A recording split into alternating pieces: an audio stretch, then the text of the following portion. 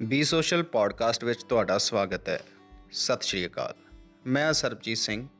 ਅੱਜ ਦੀ ਸਟੂਡੀਓ 7 ਵਿੱਚ ਤੁਸੀਂ ਸੁਣੋਗੇ ਮਨਜੀਤ ਸਿੰਘ ਰਾਜਪੁਰਾ ਹੋਰਾਂ ਦੀ ਆਵਾਜ਼ ਦੇ ਵਿੱਚ ਕਹਾਣੀ ਉਦਾਰੀ ਉਮਰ।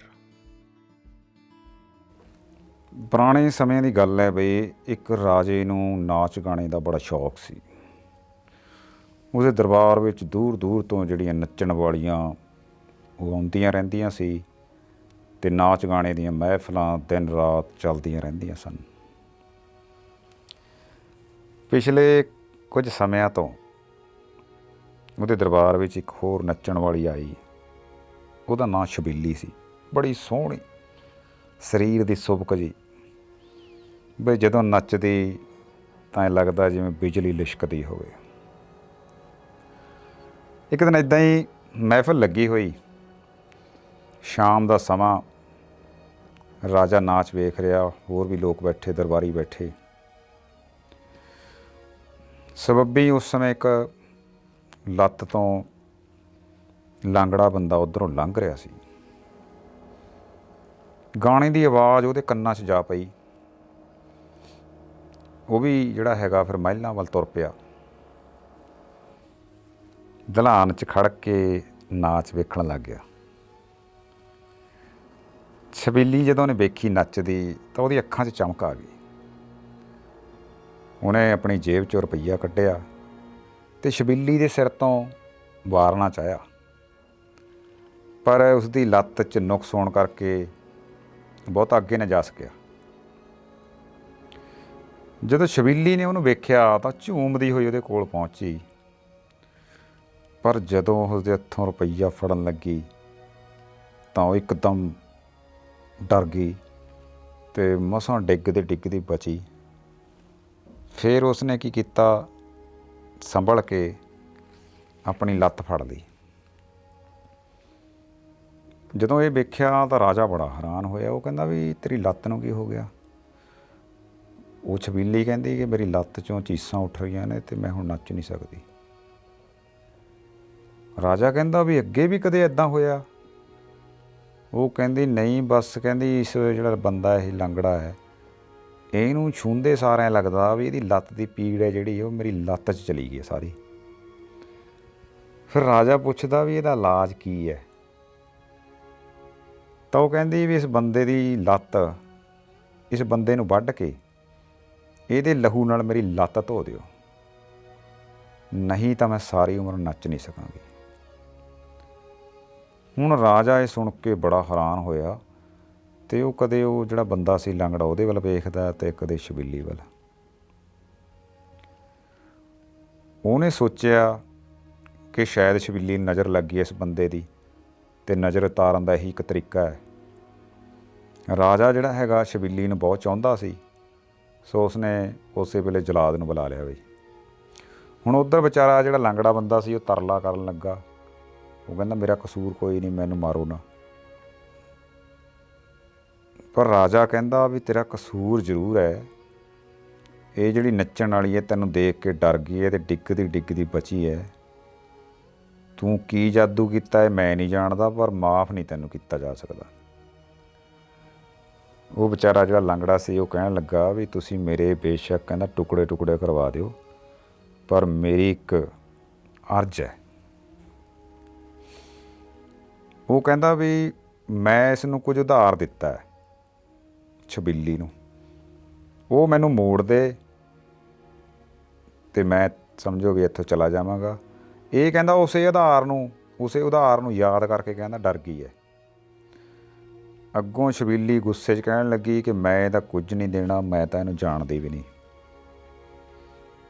ਲਾਂਗੜਾ ਜਿਹੜਾ ਹੈਗਾ ਉਹ ਫਿਰ ਉਹਨੂੰ ਸਮਝਾਉਣ ਲੱਗਿਆ, ਕਹਿਣ ਲੱਗਿਆ ਕਿ ਪਰ ਤੂੰ ਇਹ ਤਾਂ ਆਖ ਸਕਦੀ ਹੈ ਕਿ ਮੈਂ ਜੋ ਇਸ ਲਾਂਗੜੇ ਤੋਂ ਉਧਾਰ ਲਿਆ ਸੀ ਉਹ ਮੈਂ ਇਹਨੂੰ ਮੋੜ ਦਿੱਤਾ ਹੈ, ਬਸ ਮੈਂ ਇਹੋ ਅਖਵਾਉਣਾ ਚਾਹੁੰਦਾ। ਛਬੀਲੀ ਫਿਰ ਦੁਬਾਰਾ ਗੁੱਸੇ 'ਚ ਉਹਨੂੰ ਕਹਿੰਦੀ ਕਿ ਮੈਂ ਤੇਰਾ ਕੋਈ ਉਧਾਰ ਦੇਣਾ ਹੀ ਨਹੀਂ ਹੈਗਾ। ਤਾਂ ਉੱਧਰ ਰਾਜਾ ਫਿਰ ਛਬੀਲੀ ਨੂੰ ਸਮਝਾਉਣ ਲੱਗ ਗਿਆ, ਕਹਿੰਦਾ ਦੇਖ ਇਹਦੇ ਸਿਰ 'ਤੇ ਮੌਤ ਆਈ ਹੋਈ ਹੈ, ਇਹਦੀ ਆਖਰੀ ਖਵਾਇਸ਼ ਪੂਰੀ ਕਰਨਾ ਵੀ ਸਾਡਾ ਫਰਜ਼ ਹੈ। ਵੀ ਜੋ ਇਹ ਕਹਿ ਰਿਹਾ ਤੂੰ ਕਹਿ ਦੇ, ਇਹਦੇ ਨਾਲ ਤੇਰਾ ਕੀ ਜਾਂਦਾ ਹੈ। ਹੁਣ ਵਿਚਾਰੀ ਮਜਬੂਰ ਹੋ ਗਈ, ਉਹਦੀ ਕੋਈ ਪੇਸ਼ ਨਾ ਗਈ ਅਤੇ ਉਹਨੇ ਕਹਿ ਤਾ ਕਹਿੰਦੇ ਮੈਂ ਇਸ ਲੰਗੜੇ ਤੋਂ ਜੋ ਉਧਾਰ ਲਿਆ ਉਹ ਮੈਂ ਇਸ ਨੂੰ ਮੋੜ ਦਿੱਤਾ ਹੈ। ਬਸ ਇੰਨਾ ਕਹਿਣ ਦੀ ਦੇਰ ਸੀ ਕਿ ਉਹ ਭੁਆਂਟਣੀ ਖਾ ਕੇ ਜਿਹੜੀ ਉੱਥੇ ਡਿੱਗ ਪੈਂਦੀ ਹੈ। ਫਿਰ ਉਹ ਤੜਫਣ ਲੱਗੀ ਜਿਵੇਂ ਮੱਛੀ ਪਾਣੀ ਤੋਂ ਬਿਨਾਂ ਤੜਫਦੀ ਹੈ। ਕੁਝ ਦੇਰ ਬਾਅਦ ਹੀ ਜਿਹੜਾ ਹੈਗਾ ਉਸ ਦੀ ਮੌਤ ਹੋ ਗਈ। ਹੁਣ ਰਾਜਾ ਅਤੇ ਉਹਦੇ ਦਰਬਾਰੀ ਬੜੇ ਘਬਰਾਏ ਅਤੇ ਬੜੇ ਹੈਰਾਨ ਹੋਏ ਵੀ ਇਹ ਕੀ ਹੋ ਗਿਆ। ਉਹਨਾਂ ਨੂੰ ਜਿਹੜਾ ਉਹ ਲੰਗੜਾ ਬੰਦਾ ਸੀ ਉਹ ਲੱਗਿਆ ਵੀ ਕੋਈ ਬਹੁਤਾ ਜਾਦੂਗਰ ਹੈ। ਹੁਣ ਰਾਜਾ ਗੁੱਸੇ 'ਚ ਆ ਗਿਆ। ਉਹ ਰਾਜਾ ਹੈ ਹਕੂਮਤ ਦਾ, ਪਰ ਉਹ ਇਸ ਗੱਲ ਤੋਂ ਡਰ ਵੀ ਗਿਆ ਅੰਦਰੋਂ ਕਿ ਇਹ ਬੰਦਾ ਕੋਈ ਬਹੁਤ ਖਤਰਨਾਕ ਚੀਜ਼ ਹੈ। ਤਾਂ ਰਾਜਾ ਉਸ ਨੂੰ ਕਹਿੰਦਾ ਕਿ ਇਹਦੇ 'ਚ ਕੋਈ ਭੇਤ ਜ਼ਰੂਰ ਹੈ, ਜਿਹੜੀ ਹੁਣੇ ਗੱਲ ਹੋ ਕੇ ਹਟੀ ਹੈ। ਤੂੰ ਮੈਨੂੰ ਗੱਲ ਦੱਸ ਅਤੇ ਮੈਂ ਤੈਨੂੰ ਮੁਕਤ ਕਰ ਦਿਆਂਗਾ। ਰਾਜਾ ਉਹਨੂੰ ਪੁੱਛਦਾ ਹੈ ਵੀ ਤੂੰ ਇਹ ਦੱਸ ਵੀ ਤੂੰ ਉਹਨੂੰ ਉਧਾਰ ਕੀ ਦਿੱਤਾ ਸੀ ਅਤੇ ਉਸਨੇ ਤੈਨੂੰ ਮੋੜਿਆ ਕੀ ਹੈ। ਆਹ ਗੱਲ ਸੁਣ ਕੇ ਫਿਰ ਜਿਹੜਾ ਬੰਦਾ ਸੀਗਾ ਉਹ ਕਹਿੰਦਾ ਮੈਂ ਤੁਹਾਨੂੰ ਸਾਰੀ ਕਹਾਣੀ ਸੁਣਾਉਣਾ ਵੀ ਗੱਲ ਕੀ ਹੈ। ਉਹ ਕਹਿੰਦਾ ਵੀ ਇਹ ਜਿਹੜੀ ਛਬੀਲੀ ਹੈ ਨੱਚਣ ਵਾਲੀ ਸੀ, ਇਹ ਮੇਰੀ ਘਰ ਵਾਲੀ ਹੈ ਅਤੇ ਅਸੀਂ ਦੋਵੇਂ ਇਕੱਠੇ ਰਹਿੰਦੇ ਸੀ ਅਤੇ ਅਸੀਂ ਇੱਕ ਦੂਜੇ ਤੋਂ ਜੁਦਾ ਹੋਣਾ ਸੋਚ ਵੀ ਨਹੀਂ ਸਕਦੇ ਸੀ। ਇੱਕ ਦਿਨ ਇਹਨੇ ਕਹਿੰਦਾ ਵੀ ਲਾੜ ਨਾਲ ਮੈਨੂੰ ਪੁੱਛਿਆ, ਕਹਿੰਦਾ ਵੀ ਤੂੰ ਮੇਰੇ ਨਾਲ ਇੰਨਾ ਪਿਆਰ ਕਰਦਾ ਵੀ ਜੇ ਮੈਂ ਮਰ ਗਈ ਤਾਂ ਮੇਰੇ ਪਿੱਛੇ ਤੋਂ ਕੀ ਕਰੇਗਾ। ਤਾਂ ਉਹਨੇ ਕਿਹਾ ਕਿ ਮੈਂ ਤੇਰੇ ਬਗੈਰ ਜਿਉ ਨਹੀਂ ਸਕਦਾ, ਮੈਨੂੰ ਸਦਾ ਤੇਰੀ ਚਿੰਤਾ ਰਹਿੰਦੀ ਹੈ। ਜੇ ਮੈਨੂੰ ਕੁਝ ਹੋ ਗਿਆ ਤਾਂ ਤੇਰਾ ਪਿੱਛੋਂ ਕੀ ਬਣੇਗਾ। ਮੇਰਾ ਕੋਈ ਸਾਕ ਸੰਬੰਧੀ ਵੀ ਨਹੀਂ ਜਿਹੜਾ ਤੇਰੀ ਦੇਖਭਾਲ ਕਰੇ। ਉਹ ਜਿਹੜਾ ਬੰਦਾ ਸੀ ਉਹਨੇ ਅੱਖਾਂ 'ਚ ਹੰਝੂ ਭਰ ਕੇ ਛਬੀਲੀ ਨੂੰ ਕਿਹਾ। ਛਬੀਲੀ ਕਹਿਣ ਲੱਗੀ ਕਿ ਜੇ ਤੈਨੂੰ ਕੁਝ ਹੋ ਗਿਆ ਤਾਂ ਮੈਂ ਤੇਰੀ ਕਬਰ ਦੇ ਕੋਲ ਹੀ ਝੁੱਗੀ ਪਾ ਕੇ ਬਾਕੀ ਸਾਰੀ ਉਮਰ ਫਕੀਰਨੀ ਬਣ ਕੇ ਉੱਥੇ ਗੁਜ਼ਾਰ ਦਿਆਂਗੀ। ਅਤੇ ਉਹਦੇ ਜਵਾਬ 'ਚ ਫਿਰ ਉਸ ਨੇ ਵੀ ਆਪਣੀ ਪਤਨੀ ਜਿਹੜੀ ਛਬੀਲੀ ਪਹਿਲਾਂ ਸੀ ਕਿਹਾ, ਕਹਿੰਦਾ ਵੀ ਮੈਂ ਵੀ ਇਹੀ ਕਰਾਂਗਾ। ਜੇ ਤੂੰ ਨਹੀਂ ਹੋਏਗੀ ਤਾਂ ਮੈਂ ਤੇਰੀ ਕਬਰ ਦੇ ਨਾਲ ਜਿਹੜਾ ਹੈਗਾ ਸਦਾ ਰਹਾਂਗਾ। ਲਓ ਜੀ, ਸਮਾਂ ਲੰਘ ਗਿਆ। ਇੱਕ ਦਿਨ ਅਚਾਨਕ ਉਹ ਛਬੀਲੀ ਦੇ ਪੇਟ 'ਚ ਦਰਦ ਉੱਠਿਆ ਅਤੇ ਉਹਨੇ ਪ੍ਰਾਣ ਤਿਆਗ ਦਿੱਤੇ। ਅਤੇ ਉਹ ਜਿਹੜਾ ਉਹਦਾ ਘਰ ਵਾਲਾ ਸੀ ਉਹ ਜਿਹੜਾ ਕਬਰਸਤਾਨ ਦੇ ਵਿੱਚ ਹੀ ਫਿਰ ਫਕੀਰੀ ਭੇਸ ਦੇ ਵਿੱਚ ਰਹਿਣ ਲੱਗ ਗਿਆ। ਕੰਮ ਧੰਦਾ ਸਾਰਾ ਠੱਪ ਹੋ ਗਿਆ ਅਤੇ ਆਪਣਾ ਸਾਰਾ ਧਨ ਦੌਲਤ ਉਸਨੇ ਦਾਨ ਕਰਤਾ। ਰਾਜਾ ਇਹ ਕਹਾਣੀ ਸੁਣ ਰਿਹਾ, ਹੈਰਾਨ ਹੋ ਰਿਹਾ ਅਤੇ ਇਹਨੂੰ ਪੁੱਛਦਾ, ਕਹਿੰਦਾ ਫਿਰ ਇਹ ਜਿੰਦਾ ਕਿਵੇਂ ਹੋ ਗਈ। ਉਹ ਕਹਿੰਦਾ ਰਾਜਾ ਸਾਹਿਬ ਇਹ ਵੀ ਇੱਕ ਕਹਾਣੀ ਹੈ। ਫਿਰ ਉਹ ਦੱਸਣ ਲੱਗਾ, ਕਹਿੰਦਾ ਮੈਂ ਸ਼ਹਿਰੋਂ ਟੁੱਕੜ ਮੰਗ ਕੇ ਲਿਆਉਂਦਾ, ਪੇਟ ਭਰ ਲੈਂਦਾ, ਸਾਰਾ ਦਿਨ ਕਬਰ ਦੇ ਸਿਰਹਾਣੇ ਬੈਠ ਕੇ ਰੋਂਦਾ ਰਹਿੰਦਾ। ਇਸ ਤਰ੍ਹਾਂ ਸਮਾਂ ਲੰਘਦਾ ਗਿਆ। ਇੱਕ ਦਿਨ ਇੱਕ ਕਰਨੀ ਵਾਲਾ ਫਕੀਰ ਉੱਧਰੋਂ ਲੰਘਿਆ ਅਤੇ ਉਹਨੂੰ ਪੁੱਛਣ ਲੱਗਾ ਕਿ ਸੁਜਾੜ ਬੀਆਬਾਨ 'ਚ ਇਕੱਲਾ ਕਿਉਂ ਫਿਰਦਾ ਹੈ। ਤਾਂ ਉਸਨੇ ਫਕੀਰ ਨੂੰ ਸਾਰਾ ਕੁਝ ਸੁਣਾਇਆ ਵੀ ਕੀ ਉਹਦੇ ਨਾਲ ਹੋਇਆ। ਉਸ ਦੀਆਂ ਅੱਖਾਂ 'ਚੋਂ ਛਮ-ਛਮ ਅੱਥਰੂ ਗਰਨ ਲੱਗੇ।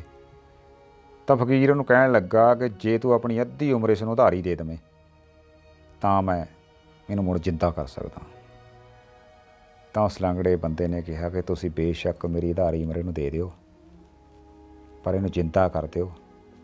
ਕਹਿੰਦਾ ਇਸ ਤਰ੍ਹਾਂ ਸਾਡੀ ਦੋਵਾਂ ਦੀ ਮੌਤ ਇੱਕੋ ਦਿਨ ਇੱਕੋ ਵੇਲੇ ਹੋਵੇਗੀ। ਕਹਿੰਦਾ ਅਸੀਂ ਸਦਾ ਲਈ ਇਕੱਠੇ ਰਹਾਂਗੇ। ਫਕੀਰ ਨੇ ਉਹਨੂੰ ਇਹ ਵੀ ਸਮਝਾਇਆ ਕਿ ਜਿਸ ਵੇਲੇ ਵੀ ਤੂੰ ਚਾਹੇ ਇਹਦੀ ਰਜਾਮੰਦੀ ਨਾਲ ਕਹਿੰਦਾ ਆਪਣੀ ਉਧਾਰ ਦਿੱਤੀ ਉਮਰ ਵਾਪਸ ਲੈ ਸਕਦਾ। ਬਸ ਇਹਨੂੰ ਕਹਿਣਾ ਪਏਗਾ ਕਿ ਮੈਂ ਜੋ ਉਧਾਰ ਲਿਆ ਸੀ ਵਾਪਸ ਕਰ ਦਿੱਤਾ। ਤਾਂ ਕਹਿੰਦੇ ਵੀ ਫਿਰ ਫਕੀਰ ਨੇ ਕਬਰ ਪੁੱਟੀ, ਇੱਕ ਮੰਤਰ ਪੜ੍ਹਿਆ। ਫਿਰ ਉਸਨੇ ਛਬੀਲੀ ਦੀ ਲੋਥ ਦੀਆਂ 7 ਪ੍ਰਕਰਮਾਂ ਲਈਆਂ ਅਤੇ ਹਰ ਵਾਰ ਕਿਹਾ ਕਿ ਮੈਂ ਆਪਣੀ ਅੱਧੀ ਉਮਰ ਤੈਨੂੰ ਦਿੱਤੀ। ਤਾਂ ਜਿਉਂ ਹੀ 7ਵੀਂ ਪ੍ਰਕਰਮਾ ਪੂਰੀ ਹੋਈ, ਛਬੀਲੀ ਜਿਹੜੀ ਹੈਗੀ ਜੀ ਉੱਠੀ। ਉਹ ਬੜੇ ਖੁਸ਼ ਹੋਏ, ਬਹੁਤ ਆਨੰਦ ਮਨਾਇਆ ਆਪਣੀ ਜ਼ਿੰਦਗੀ ਦਾ, ਨਵੀਂ ਦਾ।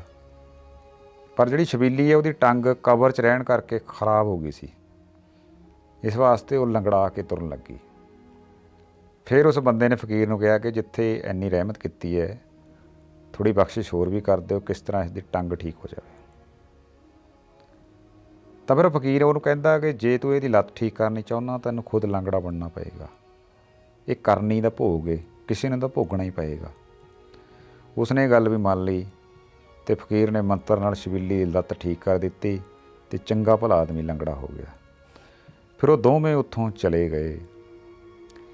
ਫਿਰ ਉਸਨੇ ਛਬੀਲੀ ਨੂੰ ਪੁੱਛਿਆ, ਕਹਿੰਦਾ ਹੁਣ ਕਿੱਥੇ ਚੱਲੀਏ। ਉਹ ਕਹਿੰਦੀ ਆਪਣੇ ਘਰ, ਹੋਰ ਕਿੱਥੇ। ਪਰ ਗੱਲ ਇਹ ਸੀ ਵੀ ਘਰ, ਕੋਠੇ, ਖੇਤ ਸਾਰਾ ਕੁਝ ਉਸਨੇ ਦਾਨ ਕਰ ਦਿੱਤੇ ਸੀ ਵਿਜੋਗ 'ਚ। ਉਸ ਕੋਲ ਕੱਖ ਨਹੀਂ ਰਿਹਾ ਸੀ, ਮੰਗਤਿਆਂ ਵਾਂਗ ਜਿਹੜਾ ਹੈਗਾ ਗੁਜ਼ਾਰਾ ਕਰਦਾ ਸੀ। ਜਦੋਂ ਇਹ ਗੱਲ ਸੁਣੀ ਤਾਂ ਸ਼ਬੀਲੀ ਨੂੰ ਬੜਾ ਡਰ ਲੱਗਿਆ ਵੀ ਆਹ ਕੀ ਹੋ ਗਿਆ ਬਈ, ਇਹ ਤਾਂ ਨੰਗ ਹੋ ਗਿਆ ਬਿਲਕੁਲ ਹੀ। ਪਰ ਉਹ ਫਿਰ ਉਸਨੂੰ ਦਿਲਾਸਾ ਦੇ ਕੇ ਕਿਸੇ ਤਰ੍ਹਾਂ ਆਪਣੇ ਪਿੰਡ ਲੈ ਗਿਆ। ਪਰ ਪਿੰਡ ਦੇ ਲੋਕ ਜਿਹੜੇ ਹੈਗੇ ਆ ਉਹਨਾਂ ਨੂੰ ਭੂਤ ਪ੍ਰੇਤ ਸਮਝਣ ਲੱਗੇ ਅਤੇ ਉਹਨਾਂ ਨੂੰ ਵੇਖ ਕੇ ਨੱਠ ਜਾਂਦੇ। ਫਿਰ ਉਹਨਾਂ ਨੇ ਫੈਸਲਾ ਕੀਤਾ ਬਈ ਕਿਸੇ ਦੂਸਰੇ ਸ਼ਹਿਰ ਚੱਲਦੇ ਹਾਂ, ਵੀ ਇੱਥੇ ਤਾਂ ਗੱਲ ਖਰਾਬ ਹੈ ਕੰਮ। ਇੱਕ ਵਾਰ ਕੀ ਹੋਇਆ ਵੀ ਉਹ ਦੋਵੇਂ ਜੰਗਲ 'ਚੋਂ ਲੰਘ ਰਹੇ ਸੀ, ਰਾਹ ਦੇ ਵਿੱਚ ਇੱਕ ਉਹਨਾਂ ਨੂੰ ਸੁਦਾਗਰ ਮਿਲਿਆ। ਲੰਗੜਾ ਬੰਦਾ ਜਿਹੜਾ ਹੈਗਾ ਉਹਨੇ ਉਹਨੂੰ ਸਾਰੀ ਆਪਣੀ ਮਿੱਥਿਆ ਸੁਣਾਈ ਅਤੇ ਉਹ ਸੁਦਾਗਰ ਕਹਿੰਦਾ ਵੀ ਉਹਨਾਂ ਨੂੰ ਤੁਸੀਂ ਦੋਵਾਂ ਨੂੰ, ਸ਼ਬੀਲੀ ਅਤੇ ਉਹਦੇ ਘਰ ਵਾਲੇ ਨੂੰ ਵੀ ਮੇਰੇ ਨਾਲ ਚੱਲੋ। ਸੁਦਾਗਰ ਜਿਹੜਾ ਸੀਗਾ ਬੜਾ ਚਲਾਕ ਸੀ ਅਤੇ ਰਾਹ 'ਚ ਉਹਨੇ ਜਿਹੜਾ ਹੈਗਾ ਸ਼ਬੀਲੀ ਦੇ ਨਾਲ ਆਪਣਾ ਜੋੜ ਲਿਆ, ਉਹਦਾ ਮਨ ਜਿੱਤ ਲਿਆ। ਸ਼ਬੀਲੀ ਨੇ ਉਹਦੇ ਨਾਲ ਸਕੀਮ ਰਲਾਈ। ਰਾਹ 'ਚ ਕੀ ਹੋਇਆ, ਖੂਹ ਆਇਆ ਅਤੇ ਉਹਨਾਂ ਨੇ ਕੀ ਕੀਤਾ, ਸੁਦਾਗਰ ਅਤੇ ਸ਼ਬੀਲੀ ਨੇ ਉਸ ਬੰਦੇ ਨੂੰ ਪਾਣੀ ਲੈਣ ਵਾਸਤੇ, ਪਾਣੀ ਦਾ ਜਿਹੜਾ ਹੈਗਾ ਘੜਾ ਲਿਆਉਣ ਵਾਸਤੇ ਭੇਜ ਦਿੱਤਾ। ਉਹ ਰੱਸੀ ਅਤੇ ਘੜਾ ਲੈ ਕੇ ਤੁਰ ਪਿਆ। ਜਦੋਂ ਖੂਹ 'ਤੇ ਪਹੁੰਚਿਆ ਤਾਂ ਪਿੱਛੋਂ ਸ਼ਬੀਲੀ ਅਤੇ ਦੋਵੇਂ ਸੁਦਾਗਰ ਵੀ ਆ ਪਹੁੰਚੇ। ਜਿਵੇਂ ਉਸਨੇ ਘੜਾ ਪਾਣੀ ਦੇ ਵਿੱਚ ਲਮਕਾਇਆ ਅਤੇ ਦੋਵਾਂ ਨੇ ਰਲ ਕੇ ਉਸਨੂੰ ਖੂਹ 'ਚ ਧੱਕਾ ਦੇ ਦਿੱਤਾ। ਖੂਹ 'ਚ ਪਾਣੀ ਥੋੜ੍ਹਾ ਹੀ ਸੀ, ਗੋਡੇ ਗੋਡੇ। ਕਈ ਦਿਨ ਖੂਹ 'ਚ ਭੁੱਖਾ ਭਾਣਾ ਰਿਹਾ ਅਤੇ ਅਖੀਰ ਉੱਧਰੋਂ ਜਦੋਂ ਕਾਫਲਾ ਲੰਘਿਆ ਤਾਂ ਉਹਨਾਂ ਨੇ ਉਸਨੂੰ ਖੂਹ 'ਚੋਂ ਬਾਹਰ ਕੱਢਿਆ। ਉਹ ਬੰਦਾ ਰਾਜੇ ਨੂੰ ਕਹਿੰਦਾ ਕਿ ਉਦੋਂ ਦਾ ਮੈਂ ਸ਼ਬੀਲੀ ਨੂੰ ਰੋਜ਼ ਕਿਤੇ ਨਾ ਕਿਤੇ ਲੱਭਣ ਜਾਂਦਾ ਸੀ, ਥਾਂ ਥਾਂ ਲੱਭਦਾ ਫਿਰਦਾ, ਪੂਰਾ 1 ਸਾਲ ਭਟਕਦਿਆਂ ਹੋ ਗਿਆ। ਅਤੇ ਅੱਜ ਕਹਿੰਦਾ ਜਦੋਂ ਮੈਂ ਇੱਥੋਂ ਲੰਘ ਰਿਹਾ ਸੀ ਤਾਂ ਮੈਂ ਨਾਚ ਦੇਖਣ ਵਾਸਤੇ ਰੁਕ ਗਿਆ ਵੀ ਚਲੋ 2 ਘੜੀ ਦਿਲ ਬਹਿਲ ਜੇ। ਪਰ ਜਦੋਂ ਮੈਂ ਇਹਨੂੰ ਨੱਚਦਿਆਂ ਦੇਖਿਆ ਕਹਿੰਦਾ ਮੈਂ ਹੱਕਾ ਬੱਕਾ ਰਹਿ ਗਿਆ। ਇਹਨੇ ਵੀ ਮੈਨੂੰ ਪਛਾਣ ਲਿਆ। ਇਹਨੇ ਸੋਚਿਆ ਕਿ ਮੈਂ ਖੂਹ 'ਚ ਡੁੱਬ ਕੇ ਮਰ ਖੱਪ ਗਿਆ ਹੋਵਾਂਗਾ, ਪਰ ਮੈਨੂੰ ਇਹ ਜਿੰਦਾ ਵੇਖ ਕੇ ਡਰ ਗਈ। ਇਸ ਨੇ ਮੈਨੂੰ ਤੁਹਾਡੇ ਹੱਥੋਂ ਮਰਵਾ ਦੇਣਾ ਚਾਹਿਆ। ਮੈਂ ਇਹਦੇ ਤੋਂ ਧਾਰ ਦਿੱਤੀ, ਉਮਰ ਮੰਗੀ ਜੀ, ਉਹਨੂੰ ਮਜਬੂਰ ਹੋ ਕੇ ਮੋੜਨੀ ਪਈ। ਇਸ ਲਈ ਧਾਰ ਮੋੜਦਿਆਂ ਇਸ ਦੇ ਪ੍ਰਾਣ ਨਿਕਲ ਗਏ। ਰਾਜਾ ਹੈਰਾਨ ਹੋ ਗਿਆ, ਕਹਿੰਦਾ ਵੀ ਕੀ ਇੱਕ ਜਨਾਨੀ ਆਪਣੇ ਪ੍ਰਾਣ ਦਾਤੇ ਵਾਸਤੇ ਮੌਤ ਮੰਗ ਸਕਦੀ ਹੈ? ਇਹ ਗੱਲ ਤਾਂ ਮੈਂ ਕਦੇ ਸੋਚੀ ਨਹੀਂ, ਪਰ ਪ੍ਰਤੱਖ ਹੋ ਗਈ ਹੈ। ਫਿਰ ਰਾਜੇ ਦੇ ਮਨ ਦੇ ਵਿੱਚ ਇੱਕ ਸ਼ੱਕ ਉੱਠਿਆ ਕਿ ਕਿਧਰੇ ਲੰਗੜੇ ਦੀ ਸਾਰੀ ਕਹਾਣੀ ਮਨ ਘੜਤ ਨਾ ਹੋਵੇ। ਰਾਜਾ ਕਹਿਣ ਲੱਗਾ ਕਿ ਸਾਰੀ ਗੱਲ ਦਾ ਕੋਈ ਸਬੂਤ ਦੱਸ। ਲੰਗੜਾ ਉਸੇ ਵੇਲੇ ਉੱਠ ਖਲੋਤਾ। ਆਹ ਦੇਖੋ ਮੇਰੀ ਲੱਤ, ਜੋ ਉਹਦੇ ਕਾਰਨ ਲੰਗੜੀ ਹੋਈ ਸੀ, ਹੁਣ ਠੀਕ ਹੋ ਗਈ ਹੈ, ਬੇਸ਼ੱਕ ਦੇਖ ਲਓ। ਉਹ ਬਿਲਕੁਲ ਠੀਕ ਚੱਲ ਰਿਹਾ ਸੀ ਅਤੇ ਰਾਜੇ ਨੇ ਉਸਨੂੰ ਆਪਣੇ ਦਰਬਾਰ ਵਿੱਚ ਹੀ ਨੌਕਰ ਰੱਖ ਲਿਆ।